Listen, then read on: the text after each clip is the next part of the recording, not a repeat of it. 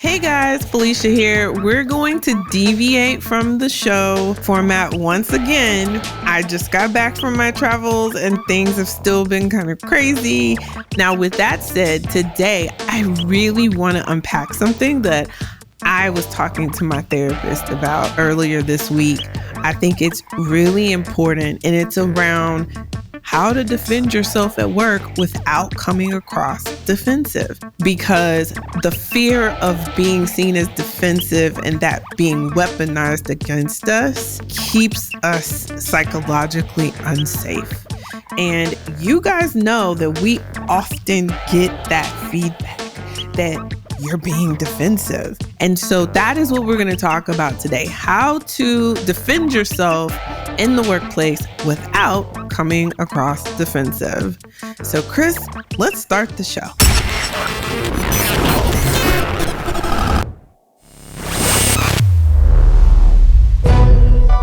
Welcome to the Career Management Podcast for Black women. Yes, this show is for you. I'm your host, Felicia Ann Rose Anuha, also known as the Trill MBA.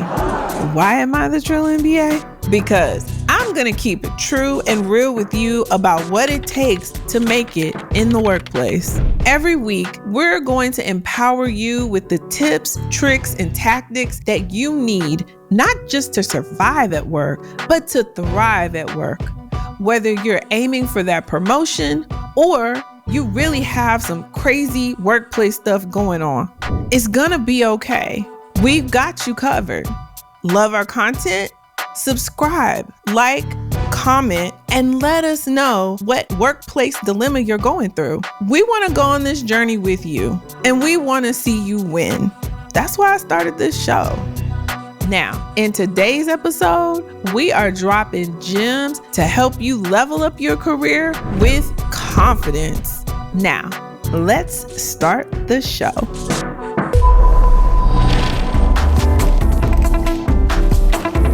All right, guys, I'm going to get right into it.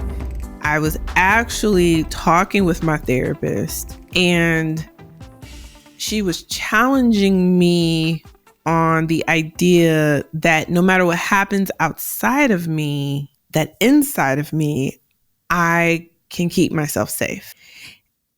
And she was challenging me on the stories that I've been telling myself around work and me being able to show up at work as me. And this led to me challenging her on her cultural competency. But I really had to sit with this, and it really hit me that a lot of times at work, I would not have the language or not be able to say what I needed to say in a professional way without being so emotional and so anxious and all these emotions because I didn't feel safe. So one of the things that I've shared with you guys in recent episodes was the time where I got feedback from a manager that the feedback was, your facial expressions make me uncomfortable and you make me uncomfortable, quote unquote. That was the feedback in my end of year. And it is something I guess I've been holding on to because in that moment, I couldn't defend myself. Like I wanted to defend myself because I wanted to be like, who the fuck you think you are? Like, why the fuck do I have to care about making you comfortable? Like, when the hell did that become one of my goddamn KPIs, you son of a bitch? Like, that's what I really, really wanted to say. But I knew I couldn't say that. We can't say that. That's unprofessional. Like, I can chalk it up to say that reaction would be unprofessional, no matter that was my true reaction in that moment. And so what ended up happening is I just got really quiet and I shut down. And at that point, I was just trying not to cry. And I'm going to try not to cry.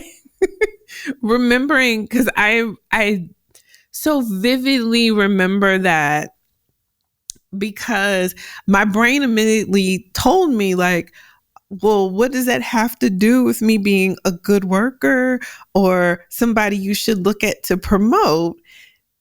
Because I don't know how to make you comfortable with my existence. And then what do you do with that? Like, to this day, it bothers me to this day. It bothers me because it wasn't fair. And at the core of me is this tenet of fairness. I really, in a very unfair world, I want things to be fair.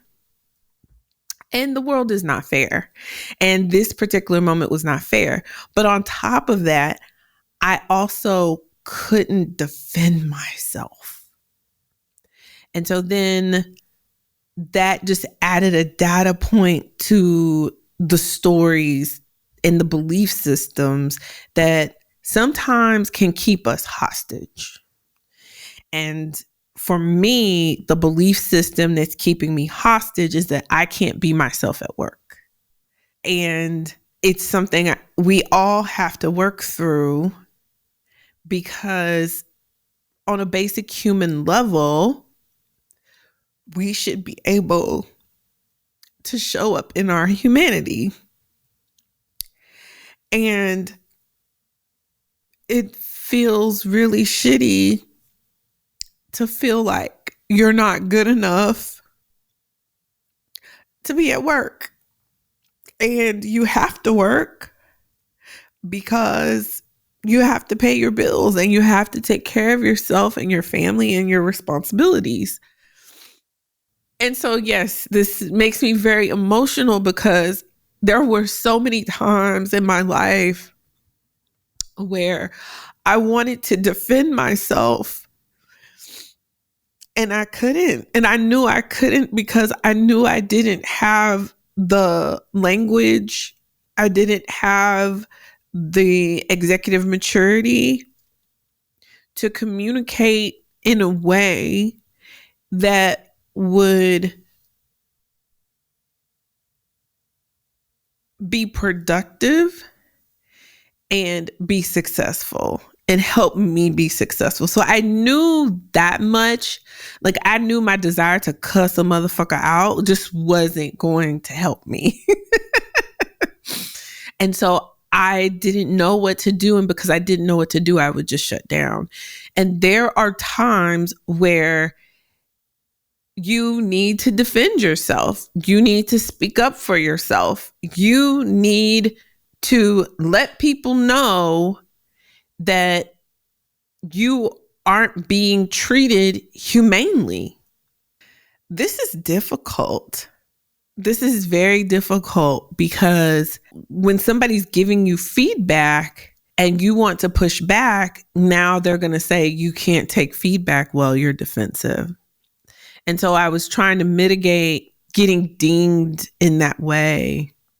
And today I'm going to go through some of the tactics that I believe will work for us to keep ourselves psychologically safe and be able to defend ourselves in a productive and professional way where who gonna check you, boo?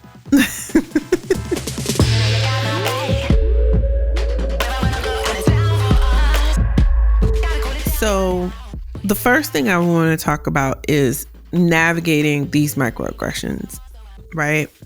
You know, understanding these slights to you and the things people say to you. And they really do expect you not to say anything back. Like, I imagine Joe, I don't know what his intent was with that, especially since it's not something that I actually could change.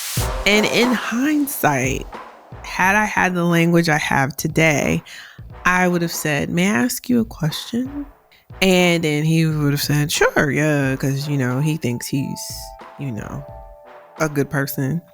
I don't know if that man is a good person or not. I'm be honest. I'm just saying this was my experience with him. I don't know that man. Okay. But after he said yes, I then would have said, what are your suggestions for me to help make you feel more comfortable working with me? And I would have smiled. And I would have taken notes, because after that, I think I would have gone to counsel or attorney, or I would have found somebody. And at that time, I didn't know an attorney. I didn't think through, needing an attorney at that time. I didn't understand that, once you get to a certain level, you just need to have an employment attorney. You just do. And so I would have sought counsel, or at least some mentorship and some guidance. And I would have said, this man said this. This was his feedback to me in relation to my work product. And so now it seems that he's saying one of the criteria for me to show that I'm doing a good job is to make sure that he's comfortable with me and my facial expressions. And so even better, I think now if I was faced with that same situation, I probably would have said, I want to make sure I'm driving for clarity. One of my objectives is to make sure that my facial expressions make you comfortable and that I make you comfortable. I want to clarify what you mean by, you said that my facial expressions make you uncomfortable and that I make you uncomfortable. Can you give me some examples? Can you explain? Can you help me understand? Because I want to fix that. Now, the truth is, I can't fix that. I can't be responsible for another human being's comfort, especially at work, a coworker. What? But in saying that question, hopefully he would see how stupid that was. And then we would have this conversation, because what is at the root of that? What is really at the root of your discomfort? And it was a one-on-one. There was nobody else in there. And then we could really get to the meat of it. And I would be comfortable with his discomfort. And I would be comfortable that he might try to treat me in a way that was detrimental to me. But I would have safety inside me to know that no matter what he did, I was going to be okay. Because at the end of the day, I knew how to show up. And I didn't have to worry about getting any additional feedback like, well, you're emotionally immature. You didn't handle that well, because I cussed him out, because I wasn't, I know better now. And I would never say never, but it would never be my intention to cuss a coworker out. Like, because I just think that's like, if one of my friends cussed me out, we wouldn't be friends any longer. Like, I would cut them off. Like, you're not going to dehumanize me in that way. And I'm not going to dehumanize anybody else in that way. That's not okay in my core belief system.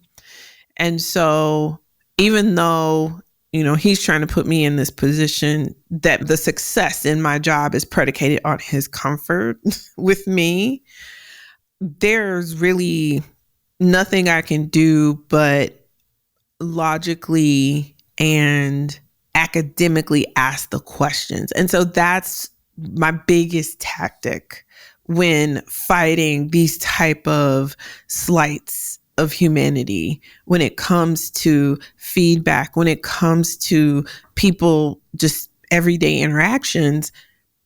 Always ask the question, and ask it in a way that really is seeking to understand it. Get curious about why this person has said what they are saying. Ask why. One of my favorite questions. Why is that? And I think just doing that and opening up that dialogue will force the other person to basically catch themselves. Because sometimes people are running off of what we call mental shortcuts. and they're running off of whatever junk that they've picked up along the way, whatever's in their back seat, and they're just running with it.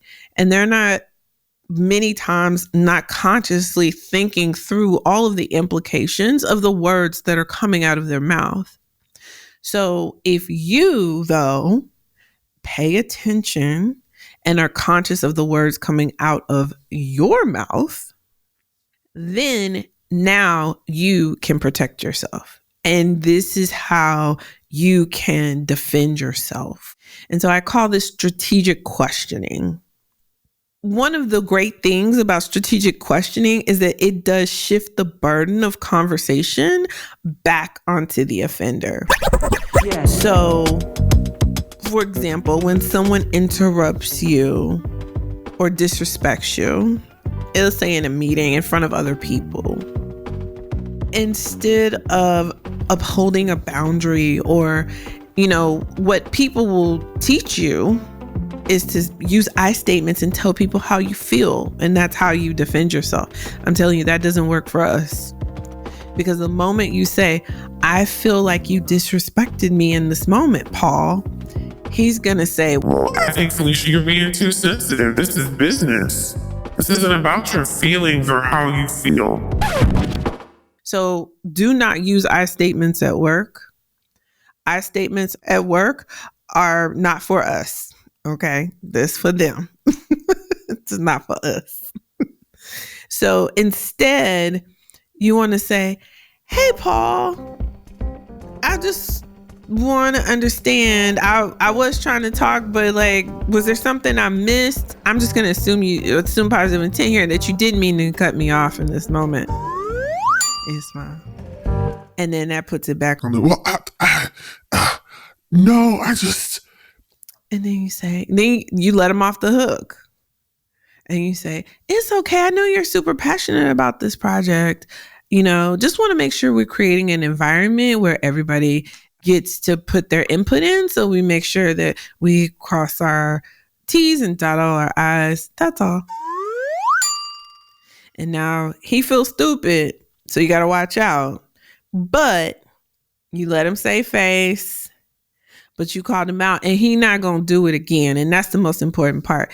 Because when you defend yourself, part of defending yourself in these ways is manipulating behavior and changing people's bad behavior towards you. One of the great examples, I was talking to a friend to the show, has been a guest on the show, my friend, great marketer extraordinaire, Michael Pittman. Talking to Michael Pittman, and he was sharing a story with me about when he was in ABM.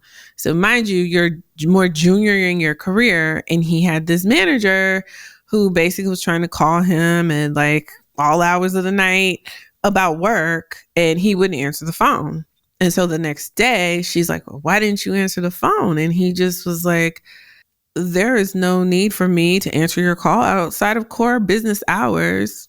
So if you need something, I'm here right now. I can handle it right now. And he was just very matter of fact, to the point, didn't go on, didn't get emotional, very mature about it, and let her know, you're not going to mistreat me.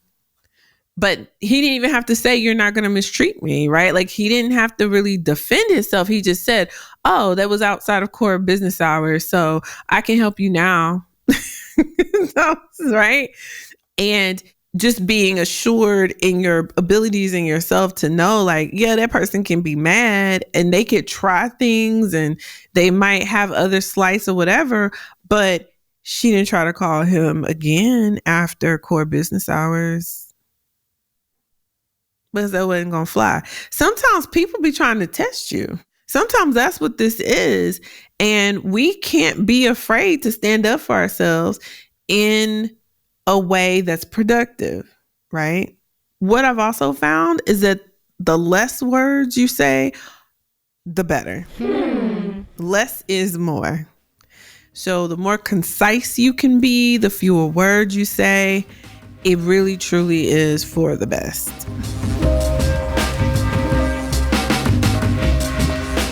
Also, you want to be mindful of your tone. This is a problem that I have. And I'm conscious of it to an extent.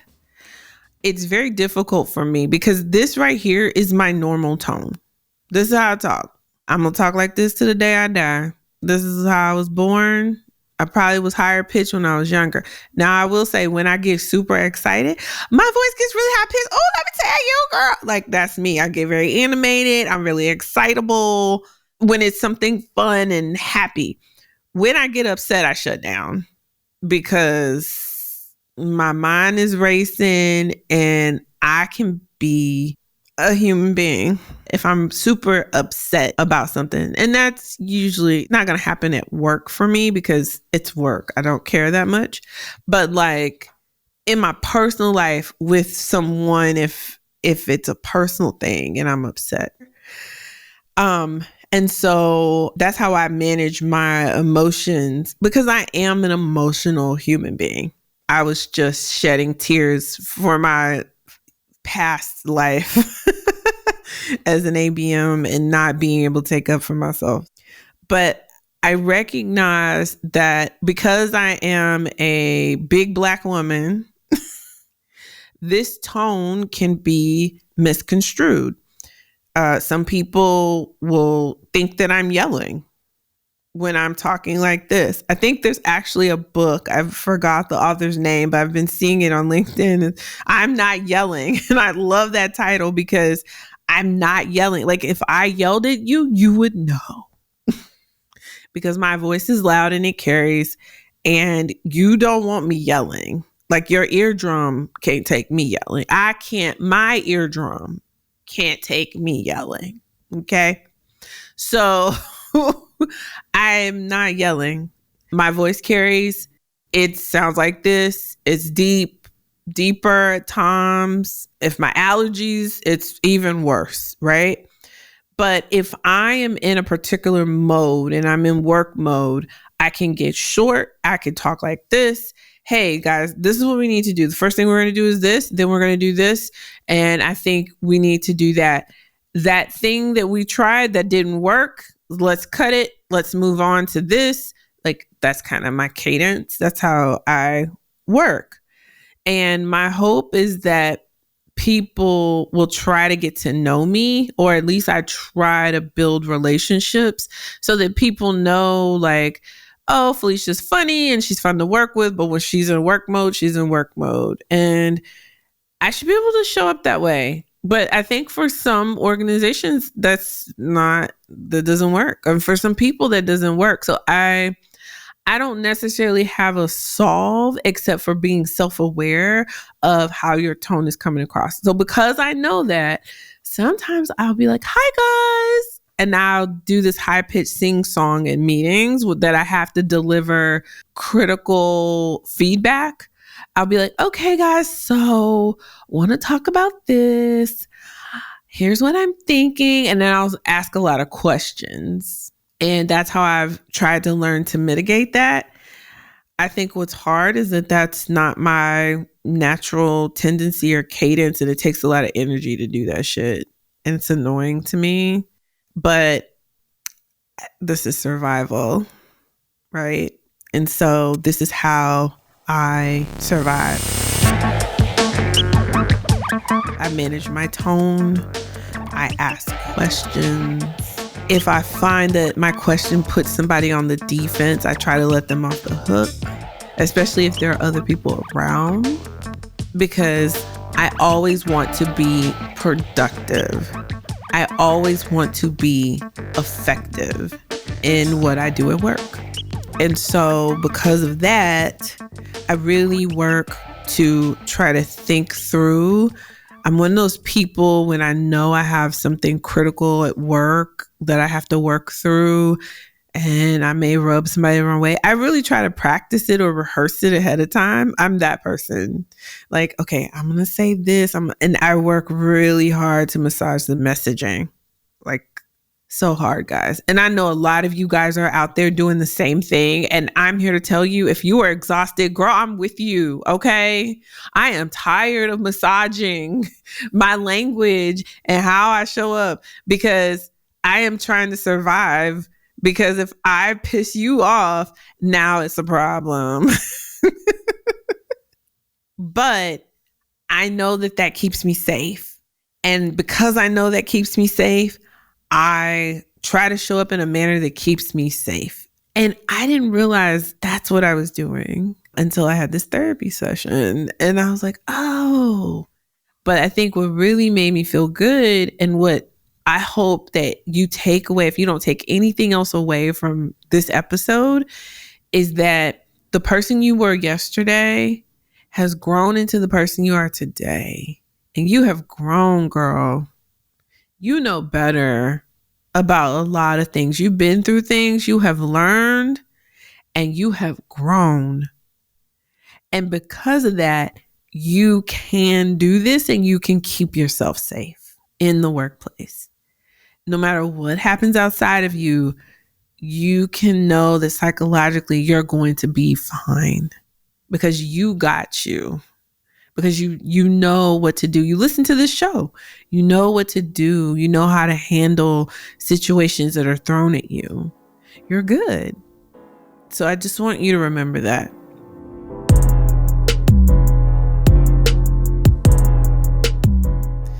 The other thing that comes up in this process of defending yourself or protecting yourself and keeping yourself safe, especially psychologically safe in the workplace, and we've talked about this before, have your boundaries. You know your boundaries. Just like Michael, his boundary was, I'm not going to be at your beck and call outside of work hours. If that's your boundary, like you're not willing to do that, you just act in your boundary. And you only talk about your boundary when you are verbally confronted about the boundary. But there's no need to go around and say, I'm not going to take calls after 6 p.m. from anybody at work. Like there's no, why? Why put conflict in motion when there is none? Don't do it. Keep your boundaries to yourself. That's the answer.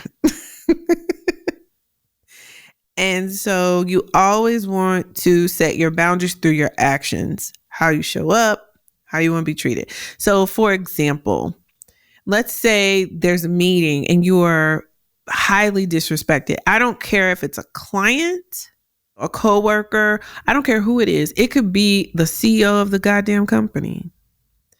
But if you are personally targeted for whatever reason and abused publicly in a meeting, put that church finger up and say, excuse me. And you leave the meeting. Don't stay in that meeting. And then when your manager comes back and says, well, why did you leave the meeting and blah, blah, blah. And you say, well, I was not going to allow myself to be subjected to that type of behavior. I left to remain in a safe and professional space. And I figured I could come to you afterwards and get any takeaways or notes that I needed to do my job productively and professionally. What they gonna say? I actually had a client one time. She was at work and her company, one of her company's big customers, the rep was on the phone yelling and screaming at her and the team and just, very unprofessional.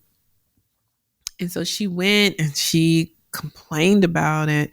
And I told her, I said, why'd you do that? Don't go complain about it. You just set your boundary, operate your boundary.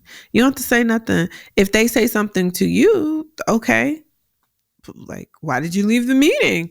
Well, this man was really yelling at us and disrespecting us, and I don't take too kindly to that. So I just left the meeting and I figured I could get the information I need to do my job in a professional way at a later time.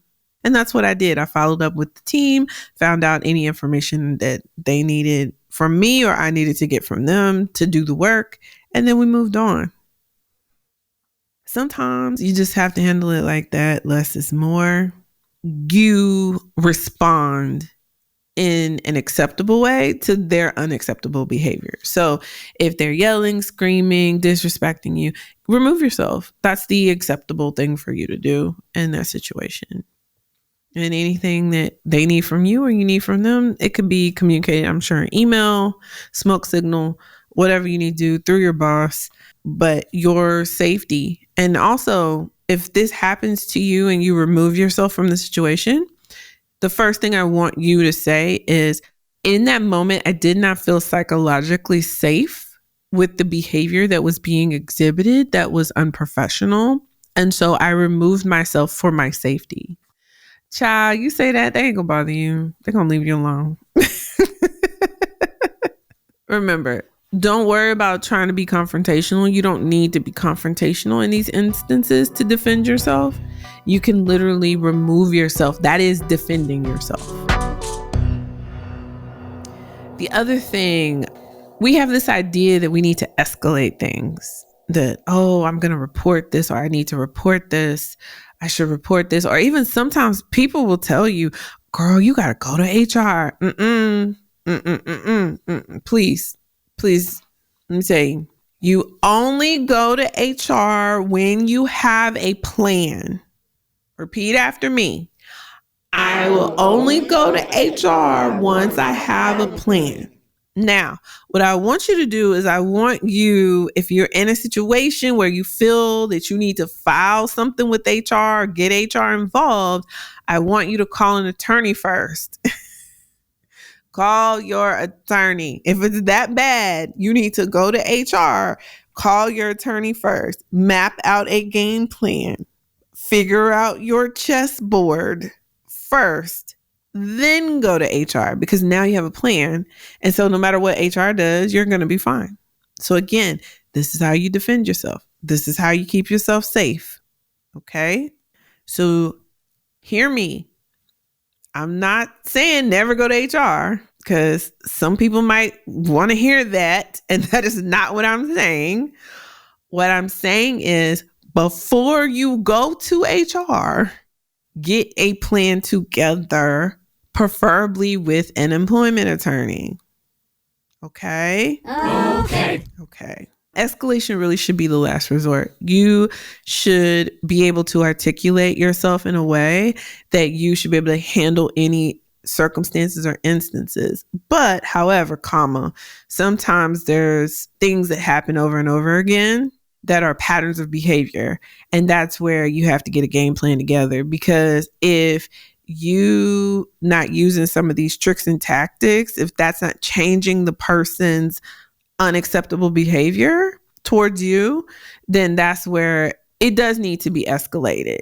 But you got to have a plan for that, because he who complains gets kicked out of the organization. These are the rules. I didn't make the rules. These are the rules. If you complain, you're probably going to get the boot. Not all the time. Nothing is set in stone. These are just the patterns that I have recognized over my 15 plus years post MBA working in corporate America.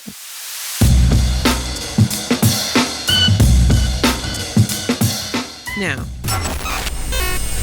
most important thing. The biggest thing I want you to take away from this episode is that you can keep yourself safe in these spaces. Okay?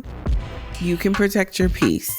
You can mind your business, drink your water, do your work, take your behind home. You'll be fine. If they want to tell all their business, fine. Let them talk. You listen, pay attention, right? Mind your business. Google yourself.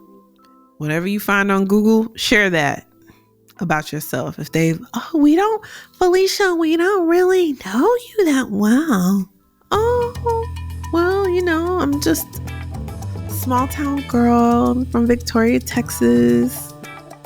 Small cities south of Houston. It's called the Crossroads because we're 2 hours from Austin, 2 hours from Houston, 2 hours from San Antonio, an hour and a half from Corpus Christi.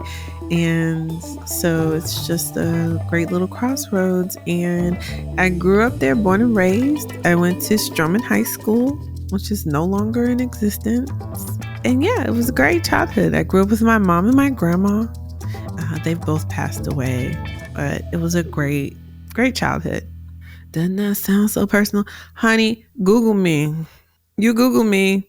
You'll see my grandma's obituary. You'll see my mom's obituary. You'll see this podcast mostly. That's what comes up first. But everything I just said is on the internet. I ain't shared nothing personal, but it sounds lovely. It sounds like I'm sharing. It makes you feel good.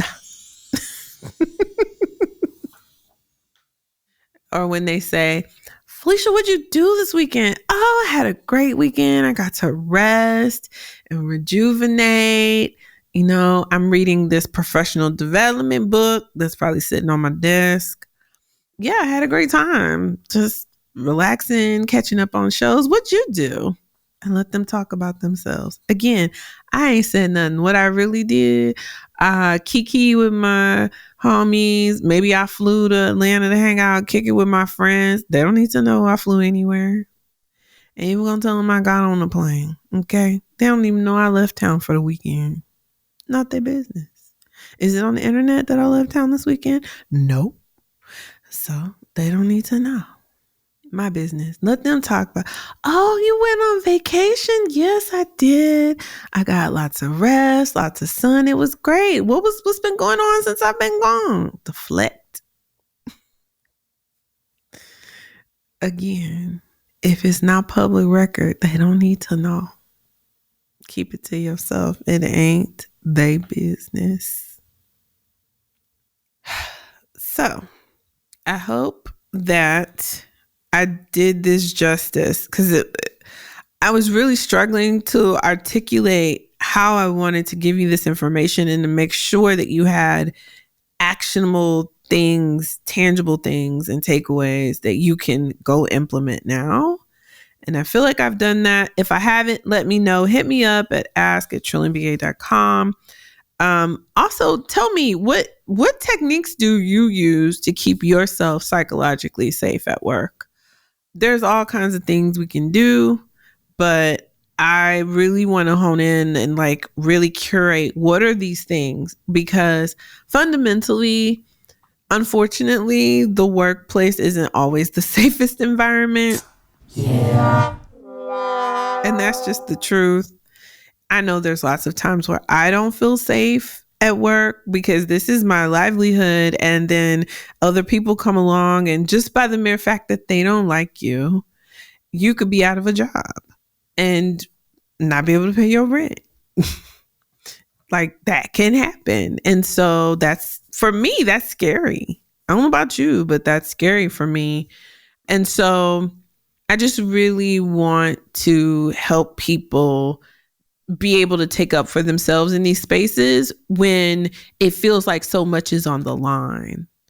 It's very hard to think through, like, how do I defend myself if you're afraid, like, well, if I say the wrong thing, they're gonna put me on the list for the next restructure, or my boss is gonna now put me on the PIP because I said the wrong thing and he didn't like it. These are real things. My nervous system is shot, and I've been working to find ways that I'm not feeling that anxiety, because the truth of the matter is I can't control what these people do. If they're going to restructure and put my name on the list, they're going to do that. I can't, there's nothing I can do.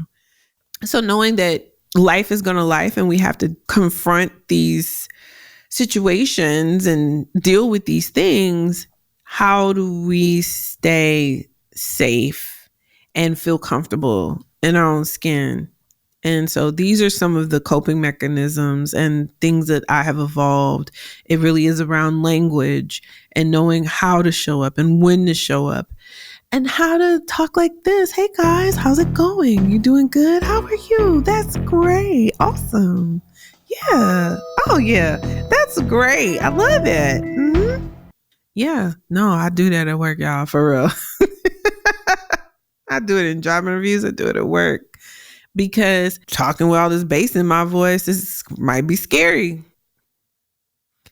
I wish I had an answer, but these are the answers that I have so far. So if you guys have any other answers, please share them with me, especially as I'm going back into this job market at some point. I just want to be comfortable myself. I want to feel comfortable. I want to feel safe. I've always been respectful and I've always been kind and I've always just wanted to help. And so you're not going to play in my face. And so this is how I navigate that and work to keep myself safe. So with all that said, guys, I hope you guys have a great week. Thank you for listening to the show. Please share. We'll be back next week with another episode. Send your listener letters in. ask@trillmba.com. Put listener letter in the subject line. And I'll holler at y'all later.